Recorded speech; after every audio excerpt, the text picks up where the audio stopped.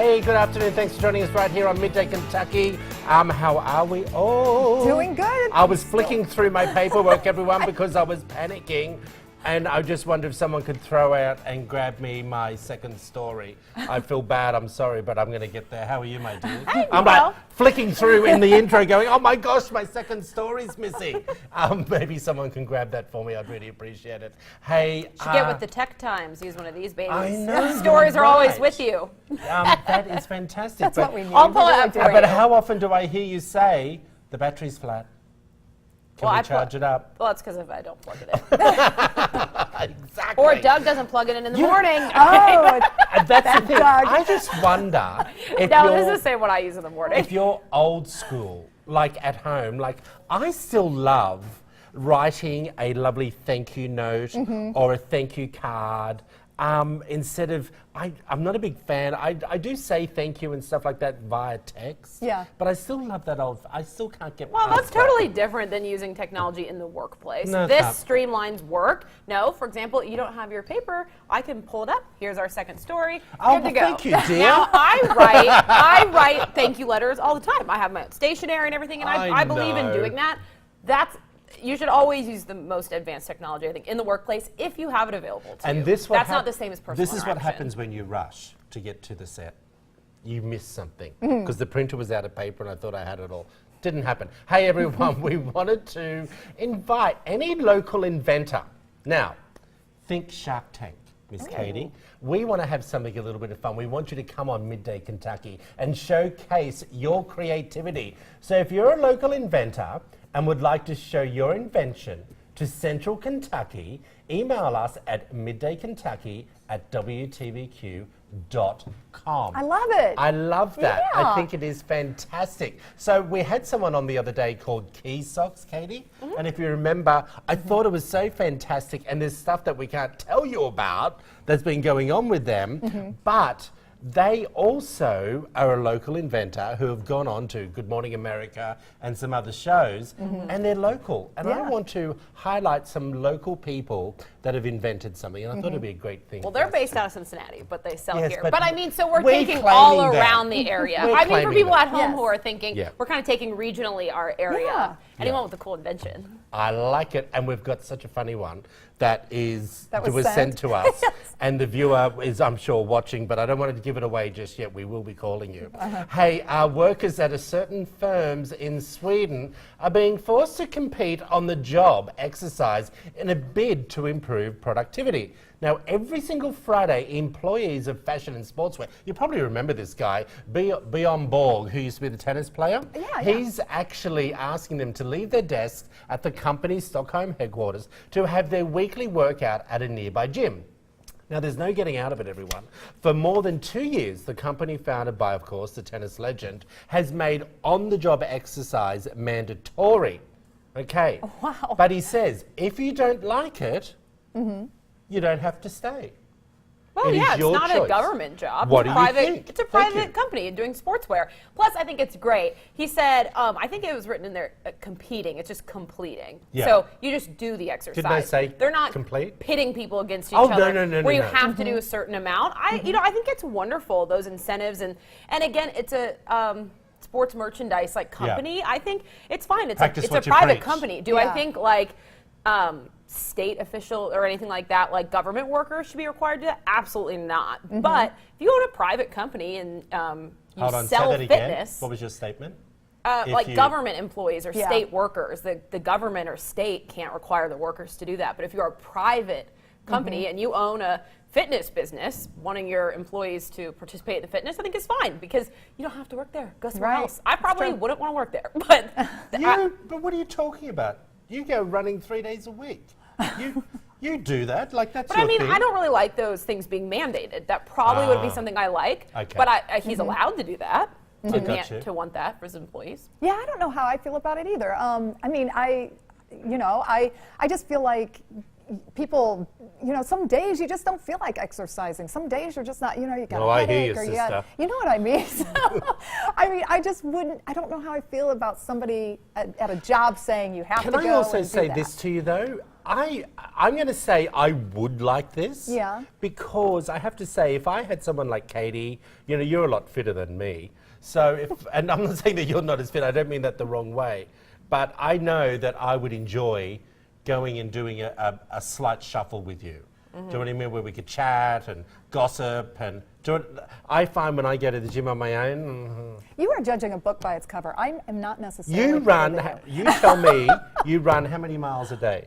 I don't run every day. I run maybe 3 times a week, maybe on a good week. Really? Yeah, and about a mile and a half. That's a lot. I mean, you know, I don't even walk I'm a proud mile. of it. I've worked to get to that point, but I'm not necessarily fitter. I just, you know, I still struggle. All right, you can train with me then. Oh, If you were good, feeling left good. out. I was feeling left out. Don't leave me See out. what happens, people. You know, I get pulled in every direction. That's right.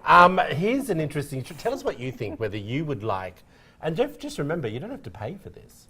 You know, they are paying for it as well. I know. It's just, I'm just some things about I can mood. tell you're not impressed by it. No, I don't like them requiring it, but I don't think they should be banned from putting in those requirements. In a private company. No, you're right. Yeah. I like it. Okay, this is a good one, people. Residents of a nude resort in Florida are furious at a US Postal Service employee who they say has refused to deliver mail directly to their homes. Now, this has been happening for months. Nudists at Eden RV Resort and City Retreat in Hudson claim they have been discriminated against by a female postal worker who they say fears she will be exposed to naked people while on the job. Well, hello. She will be exposed to naked people on the job. Here's the thing. So I went further into this article and then looked at all the images. Yeah. Most apartment buildings like yours and mine, and I don't know whether you're moving somewhere new, but most RV sites or apartments like ours have a designated area at the front of the building where your mail comes, right? And if UPS or someone comes, it comes to your front door.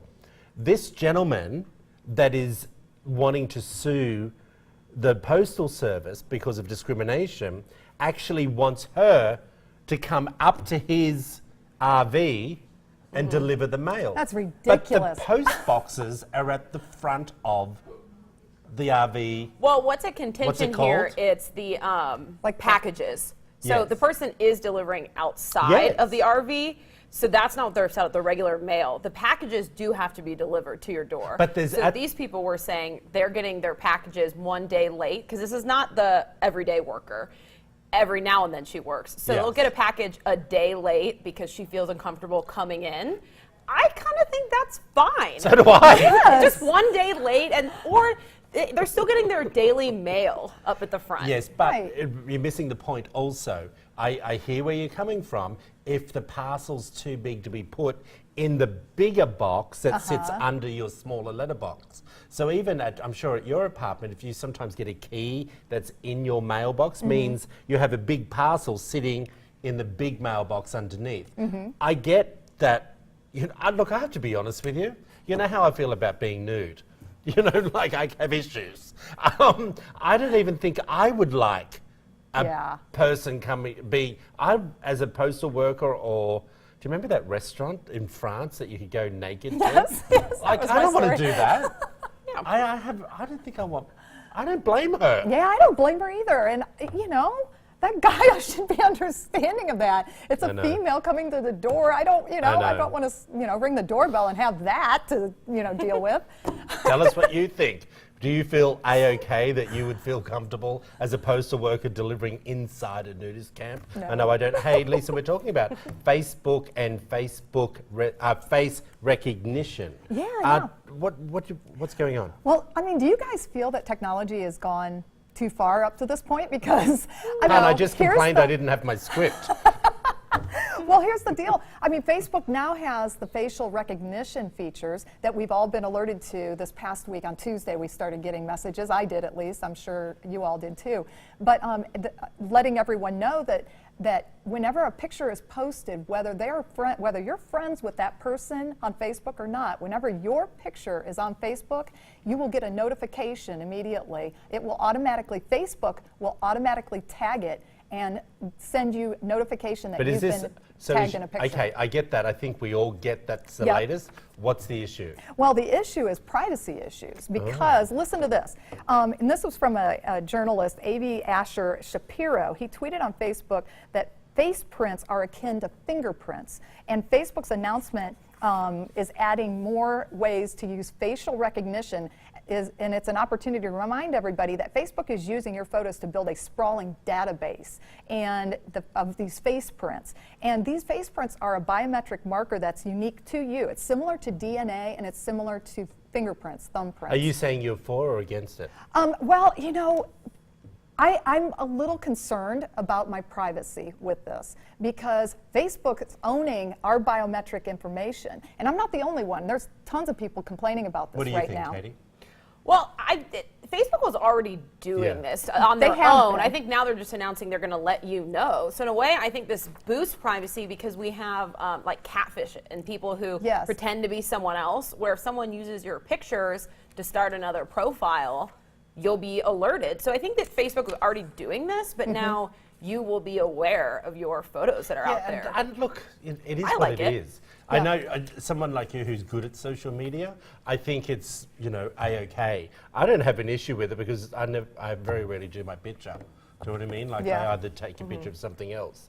I don't know. I just think it's something that's been around already. Yes, it has. And it's just Facebook's just saying this is what we're doing. It is what it is. Well, and Katie's right. I mean, if someone is trying to imitate your account and make an account, if you have a profile pic that's being used, it will notify you. But the only way it can do that is if the user that's uploading it has it on public, on their privacy settings. It has to be on public. So if they just switch it real quick over to privacy, to their friends list, then you're never going to get notified about that. Right. So there's issues with all of that, and even actually this past week, a federal judge denied Facebook's attempt to dismiss a class action lawsuit by users in Illinois who say that the firm violated their privacy using their biometric information. And it's not only Illinois, but Texas and Washington are also bound to these laws that govern the use of biometric data. But it's happening So people, already. Yeah, but the judge actually denied Facebook's claim that that this was open to public information. So it will go to court, and the lawsuit will go forward. Well, tell us what you think. Head over to our Midday Kentucky Facebook page.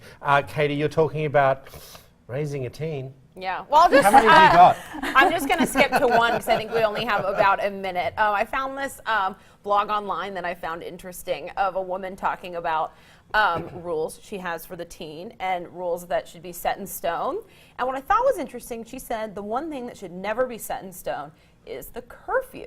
She said that you should allow your teen to negotiate with you on a case-by-case basis of how late they should be able to stay out. She said it makes them think of the safety concerns, whether or not it's justified to stay out that late, and not just making it a blanket, yes, be home at 10, and maybe not being as cautious about what they're doing until then. And as you guys, are approaching, more teen years, I was wondering, how do you handle curfew? What do you think you'll do? Yeah, you know what? I do think it would probably be more on a case-by-case basis.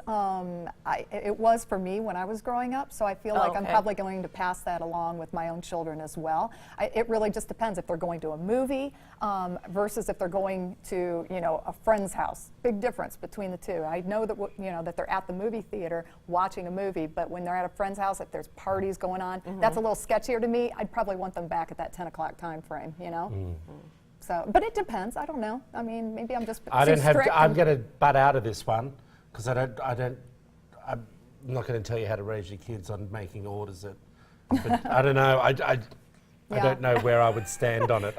This one I don't know. Okay. I truly don't know where I'd stand on it. Yeah. Because I know if I said, I think when you called me the other night and said you were putting your kids to bed at 10, I'm like, They were already in bed.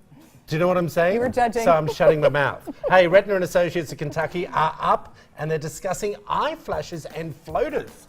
You're watching Midday Kentucky, everyone. See you soon.